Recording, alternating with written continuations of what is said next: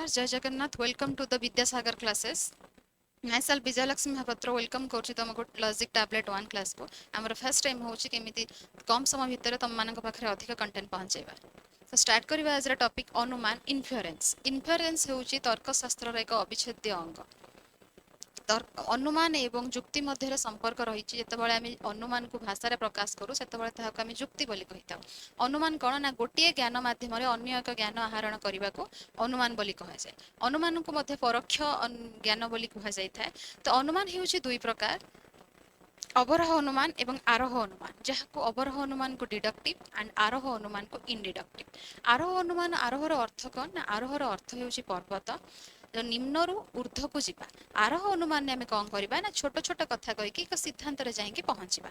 तो आरोह अनुमान क्या कहुए ना जो अनुमान ने हेतु वाक्यर सिद्धांत प्रति पूर्ण समर्थन न थाए ताहाकु आमे आरोह अनुमान बोली कही था एग्जांपल नबा राम मरणशील हरि मरणशील सीता मरणशील समस्त मनुष्य मरणशील एथारे समस्त मनुष्य मरणशील होउछन्ति सिद्धांत एवं राम मरणशील हरि मरणशील ए समस्त होउछन्ति हेतु वाक्य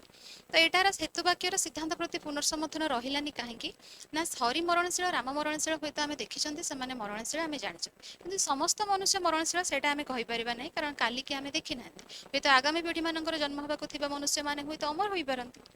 तो सेकेंड को आसवा कौन ना अवरोह अनुमान सेपरी कौन ना एक ऊर्ध्वर निम्न को आसवा आगे बड़ बड़ कथा कहीकि गोटे छोट जगह को आस तो अवरोह अनुमान कौन ना जो अनुमान ने हेतु वाक्यर सिद्धांत प्रति पूर्ण समर्थन थाए ताहाकु आमे अवरोह अनुमान बोली कही था जस्ट एग्जांपल नबा मनुष्य द्विपद अटे समस्त काऊ कला अटंती एठारे हेतु वाक्य सहित सिद्धांतर पूर्ण समर्थन रहिला आमे समस्त जानिचंती मनुष्य द्विपद अटे हुए तो आगामी पीढ़ी मानकर आगामी काल हुए तो किसी हो पारे जमी आम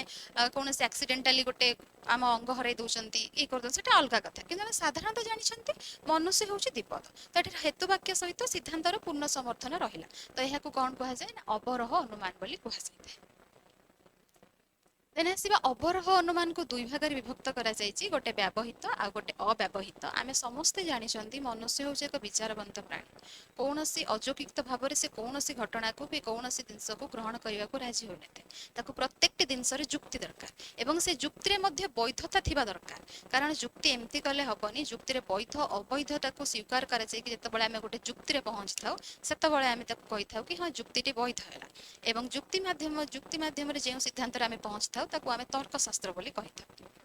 तो ये जाना व्यवहित और अव्यवहित अनुमान कौन ना व्यवहित अनुमान को मध्य परोक्ष अनुमान कहुए अव्यवहित अनुमान को निरपेक्ष अनुमान व प्रत्यक्ष अनुमान बोली कहुए तो व्यवहित अनुमान कौन ना जो अनुमान रे एक बा एकाधिक हेतु वाक्य सिद्धांत निश्रुत होता है ताहाकु आमे व्यवहित अनुमान बोली कहुए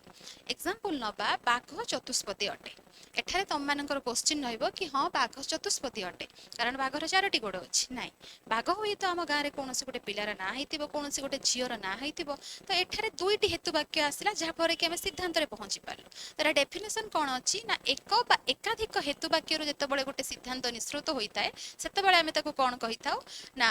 व्यवहित अनुमान बोली कही था एक परोक्ष अनुमान बोली कहीं कहुए ना आम समस्त जानते मनुष्य 5टी इंद्रिय थाए एवं से 5टी इंद्रिय साहाय्य जितेबाला आम कौन ज्ञान उपलब्ध करते आम परोक्ष अनुमान बोली कही था जस्ट एग्जांपल देवी दूर पर्वतर धूआं उठार मत देखा जाऊँगी क्या द्वारा देखिली आम चक्षु द्वारा देखिली चक्षु हूँ पंच इंद्रिय मान भर गोटे इंद्रिय तो मुझे चक्षु द्वारा देखिली कि धूआं उठुची मोर अनुमान है हुए तो सेठारे निआं लगिपारे कारण आम साधारणतः जानी था जिते जो धूआं उठे हुए तो माइंड को आसे कि हाँ सेठारे निआं लगी धूआंटी उठुची देन आम आसवा अव्यवहित अनुमान कौन ना जो अनुमान रे हेतु गोटे हेतु वाक्य सिद्धांत निश्रुत होता है ताहाकु आमे अव्यवहित अनुमान बोली कही था बा या निरपेक्ष अनुमान बा प्रत्यक्ष अनुमान बोली कही था तो आम एग्जांपल नबा केमिति एक अव्यवहित अनुमान बोली कही था जस्ट एग्जांपल राम हरि को 100 टंका देला सीता मिता को पुस्तकटे देला तो राम हरि भितर एठी कौन सी अन्य हेतु वाक्य आसिले ना राम हरि को डायरेक्ट 100 टंका देला सीता मिता को डायरेक्ट गोटे पुस्तकटे देला जदि एठारे अन्य एक हेतु वाक्य आसता तेबे ताहाले एटा को अव्यवहित अनुमान बोली कहा जाय नथांता से यार डेफिनेसन कौन कहुई ना गोटे हेतु वाक्य जिते गोटे सिद्धांत निश्रुत हुए ताहाकु आमे अव्यवहित अनुमान बोली कहुए तो क्वेश्चन आसो प्रत्यक्ष अनुमान यहाँ केमिति हम प्रत्यक्ष अनुमान जेमती कहली कि दूर पर्वतरू धुआं उठुची कि आम गोटे एग्जांपल नेबा सकाळ उठले आम जो आकाश को देखो मेघ उठी तो आम साधारण अनुमान आसे हुए तो आज वर्षा हो पारे तो यहाँ कौन ना मुझे देखिली गोटे जिनस को अनुमान करी कहली हाँ हुए तो वर्षा हो पारे तो क्या द्वारा देखिली ना चक्षु द्वारा देखिली तो चक्षु ये आसला आम परोक्ष अनुमान जोटा को देखिकी मु अनुमान कली से हूँ प्रत्यक्ष अनुमान थैंक यू।